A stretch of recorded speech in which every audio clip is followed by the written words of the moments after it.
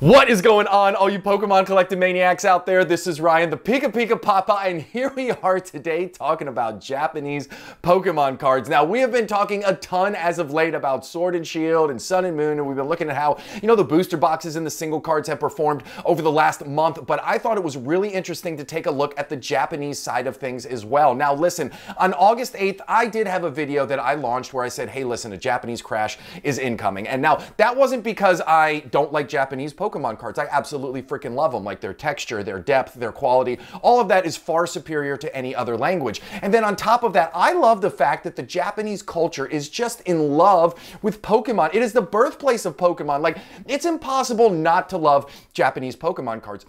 But at the same time, like, I'm a collector and I'm an investor. I only have so much Pokefunds every single month, and I need to make sure that I'm spending it responsibly. So I need to make sure that if a product like these Japanese cards and PSA 10 slabs, in my opinion back then, were getting a little too hot, like Icarus flying a little too close to the sun, I felt like they were due for a little bit of a drop, and that's why I did this video. Now, I will also say there was a couple other things that I saw as well, which kind of led me to this. So PSA had just opened up a brand new grading facility in Japan. So prior to that facility opening up, if people in Japan wanted to get their cards graded, they had to send them all the way here to the US and get them graded out in California. Now, you can imagine, the risk and the time and all that went into that. But now PSA has a spot in Japan so they can get it graded locally.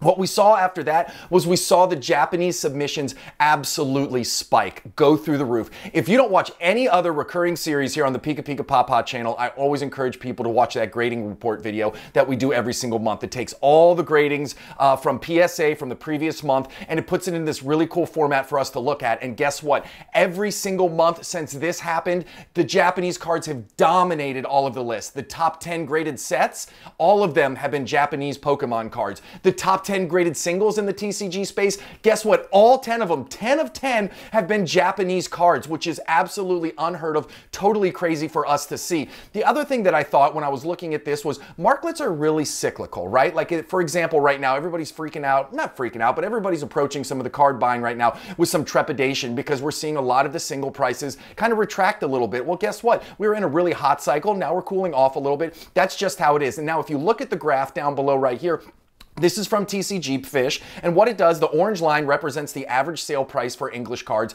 and the green line represents the average sale price for Japanese cards. So you'll see that big spike in the middle, that's the pandemic. When you go out to the left, that's pre-pandemic, and you'll see English sold at a little bit of a premium to Japanese pre-pandemic, or at worst, it was 50-50, right? Then we get into the pandemic and everything flows up together. Then as it starts to trend down, the US, the English cards start to sell, much less at a lower price versus their Japanese counterparts.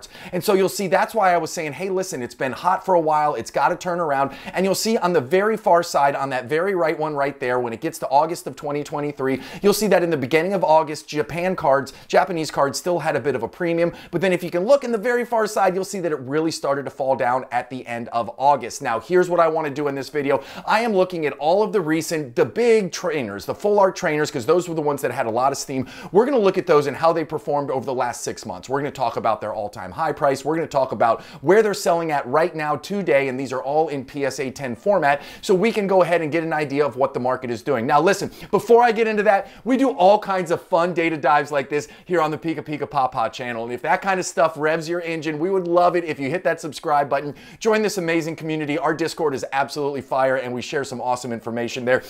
If you like what you see, give us a thumbs up. Questions or comments, drop them down below. Those 3 small things go a long way in helping my small channel out. Lets me know you appreciate the work that I put in. So without further ado, let's start looking at some of these cards. Now listen, Japanese Pokemon cards is not my area of expertise, so what I tried to do was I have the Japanese set at the very top, VMAX Climax, and I tried to correlate it with the US set that it went with, right? VMAX Climax. These 2 cards are from Brilliant Stars. You see the Gloria card right there, and then you see the Friends and Galar card down there as well. So we're going to talk about over the last 6 months, the high price. So you look at the Gloria card right there. The highest price this one was selling for was $520, and the most recent sale, the last sale of this card, was $215, down 59% from that all-time high. You're also going to see there in yellow the population report in PSA 10. Remember, I talked about at the beginning of this video, I think the PSA 10 population is going to be a driver in this price. It's either going to drive the price up or it's going to drive the price down. And this Gloria card right here from a relative relatively recent set,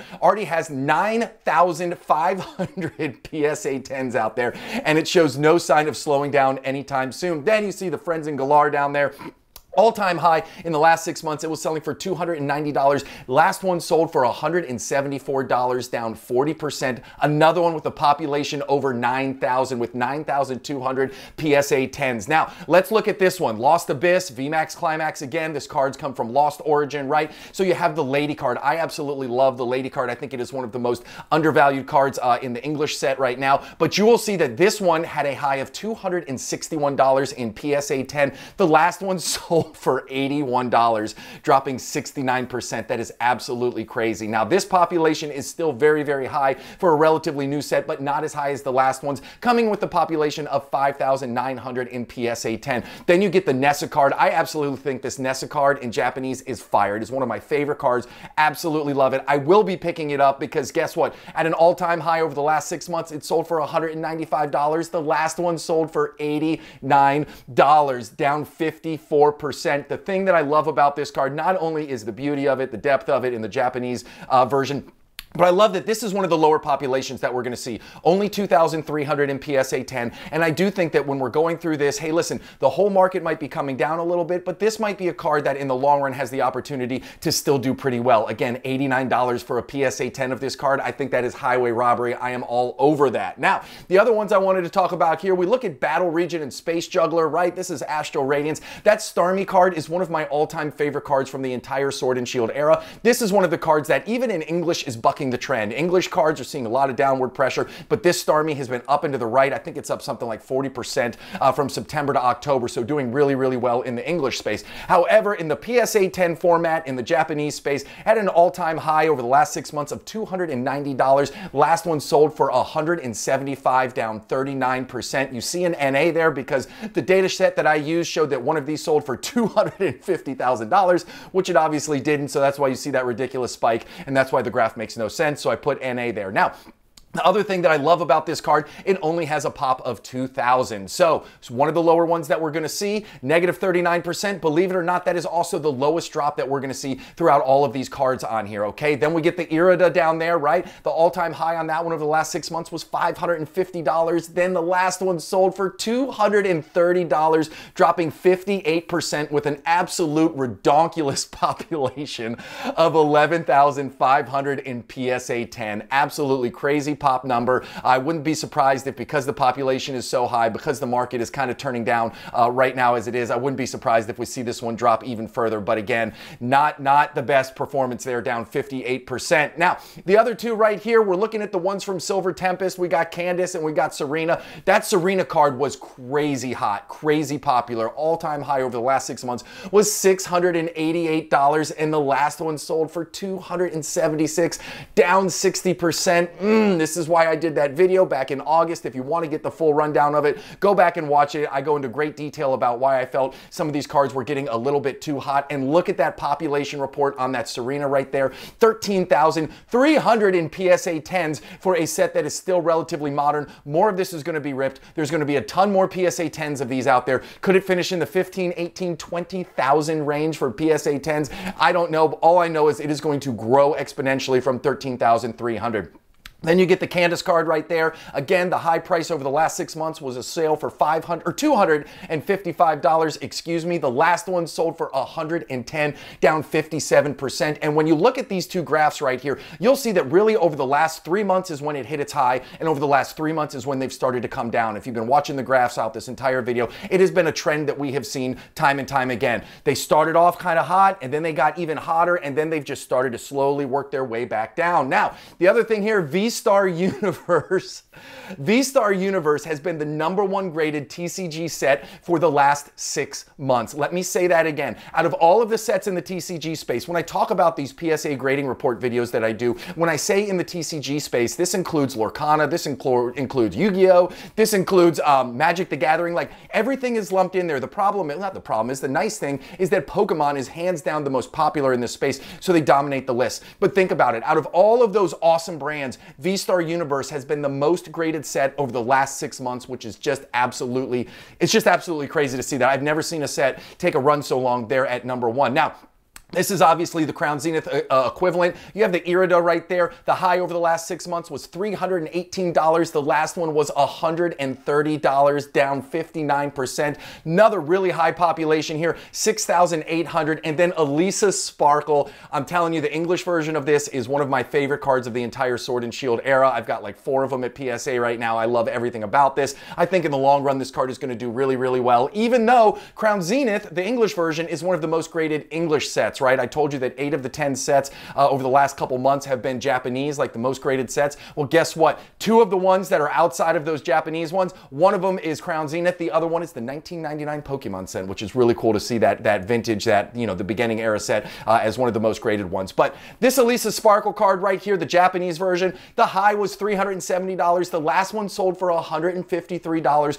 down 58% with an absolute mammoth population, 12,400 PSA 10s of these out there in the market. Absolutely crazy, but I still love this card and I can't wait to get mine back from PSA. Now, I did want to throw these in. I was not going to include anything in Scarlet and Violet because it's way too early to understand what these cards are going to do in the long run. But then I figured, hey, listen, why not? Why not give ourselves a point in order to measure moving forward? You know how I always say a lot of the videos here on the PikaPikaPaPa channel kind of link into each other, and we always reference our old videos. So I wanted to put these in here too. Obviously, the Miriam right there, another one that I have at PSA, I'm excited to get back, had a high of $1,200 in a PSA 10 in the Japanese version, which is absolutely nutsy cuckoo. Then you see the last one sold for $750, dropping 60%. And then the Iono, which is just an absolute baller of a card. The US version is doing really, really well. The Paldea Evolved set, as far as I'm concerned, is doing really well considering it was the #2 set in the Scarlet and Violet era. This Iono is still up at $100, even though it's, you know, we typically see the Pokemon pop and flop,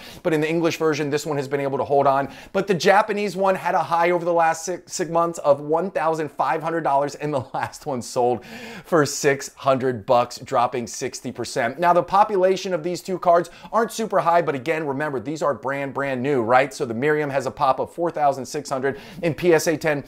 The Iono has a pop of 2,900 in PSA 10. I fully expect both of these numbers to go up significantly over time. Now listen, we never do these videos to say we were right. We never do these videos to say we were wrong. I always believe in accountability here in the Pokemon space. Like you guys know, when I do a top 10 undervalued card videos, what do I do the next time I do a top 10 undervalued card videos? I start that video off with seeing how the performance was of the last 10 that I referenced, because there needs to be some accountability. I want to know when I'm right. I want to know when I'm wrong, because guess what? When we're wrong, that's how we learn, right? Like, experience is the culmination of all the errors that we've made throughout the course of our life. And when you're trying to level up, when you're trying to play chess, when everybody else is playing checkers, it's really important to make sure that you study where you were wrong and study where you lost money. That way in the future, you can hopefully avoid that. And what I'm going to do is I'm going to keep a close eye on these Japanese cards. I might even expand this list. If you guys want to see me do some Japanese versus US cards, I'm happy to do some research into that space. I hope you found value in this content. If you made it to the end and you haven't hit that subscribe button yet, what are you doing? Hit that subscribe button. If you like what you see, give us a thumbs up. Questions or comments, drop them down below. And you all